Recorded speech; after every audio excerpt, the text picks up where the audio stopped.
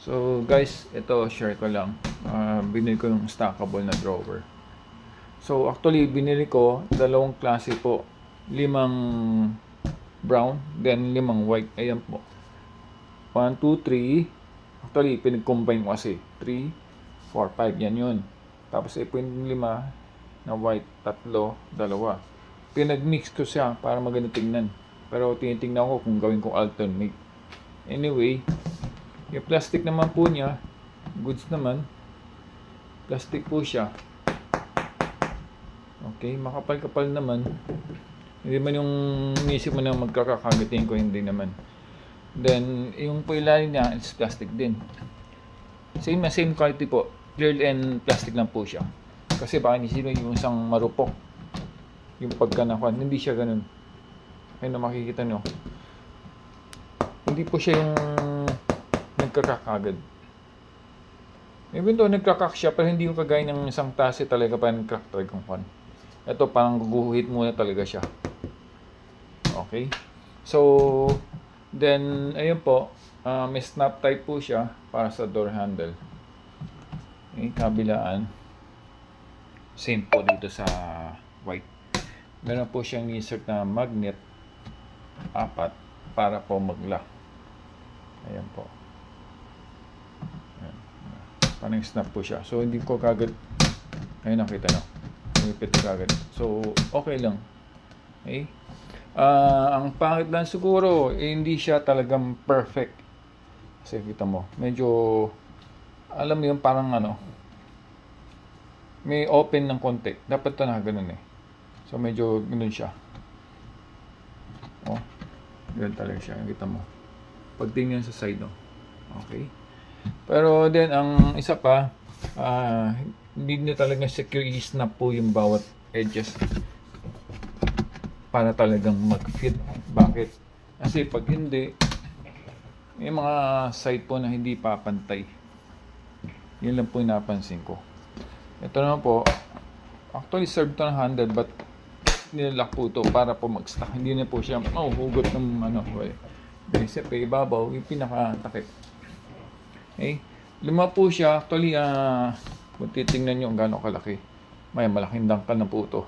1, 2. So, 2 dangkal, 3, 4. Ganun po kalaki. Malaki po siya. Oh, tingnan ko kamay ko. So, malaki. Then, ang taasan po niya, halos 2 din. Okay. What else? Ang height po nito, ako nasa 5'10", 5'11". Pag tumayo ko, handito. So, meron pa isang dangkal. So, mga 6 feet po ang taas. Okay. Dahil sa ilalim po, may gulong na po siya. Yan. Meron pong adjust para hindi po nagkukwan. Ayan siya. Okay, para may idea po kayo. And what else? For yun naman, ginawa kong lang kasi ang pangit naman siguro kung ewan ko 5 na sarado tapos kung pinag-combine ko lang, or ito kasi pwede kong gawin alternate to eh, diba? Nasa sa inyo, diba? Ginawa ko lang ganun para maganda tignan. Ito po yung isa. Isa pa, ang ganda nito, hindi kagaya ng mga, hindi ko na may-mention anong brand, pero mga kilalang brand po yun ng mga cabinet or may mga drawer type. Wala po siyang amoy, hindi kagaya talagang may amoy. Kaya magtagal may amoy pa rin yun. Ang lang, siguro pag meron kayong mga ilalagay, bibili na lang kayo ng layer para po mas ma-maximize nyo. Yun lang. So sana meron po siyang binigay at least 2 divider. Wala eh.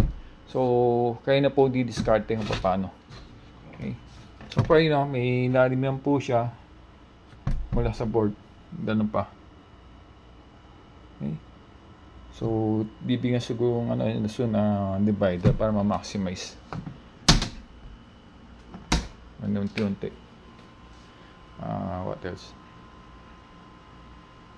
So far yun. Okay. Ang likod naman nito, ikutan ko. Ayan. Sana hindi siya, hindi siya ganun kapitin ng dumi sana.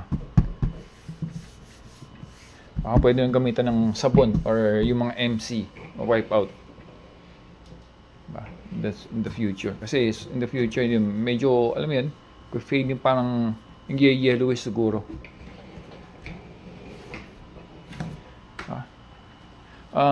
More or less magkano? Around nasa 2.6 po isa. Ang width nito is I think 75 cm. Okay.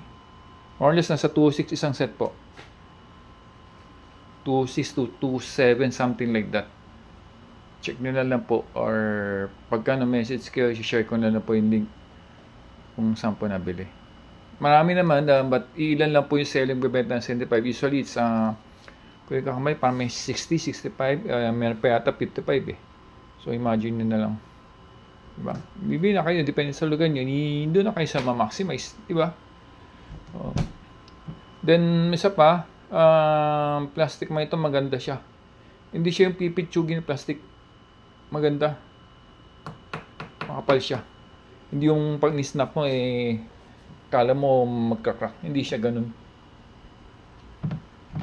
Yan, may design. Hindi siya yung one. So, ito naman, kung titingin nyo, plain. Actually, hindi siya plain. Mayroon pong ganyan. Bakit ginawa po ito?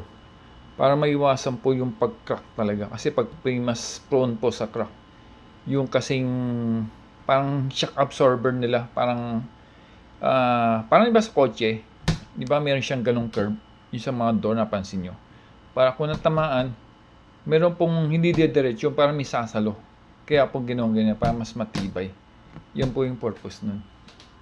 Ito, isa na rin yan kasi kakabukasaran nyo, taga-salo po siya. Kasi usually, minsan dito nagkaka or dito eh. Kaya kung makita nyo, ayun o. Ayun o. So, makita nyo dito yung diretso. Parang taga-salo po ng shock kasi minsan sasaran bigla. Diba? Ayun, isa rin ito. Parang siya. Hindi lang po yan. Meron din sa ilalim.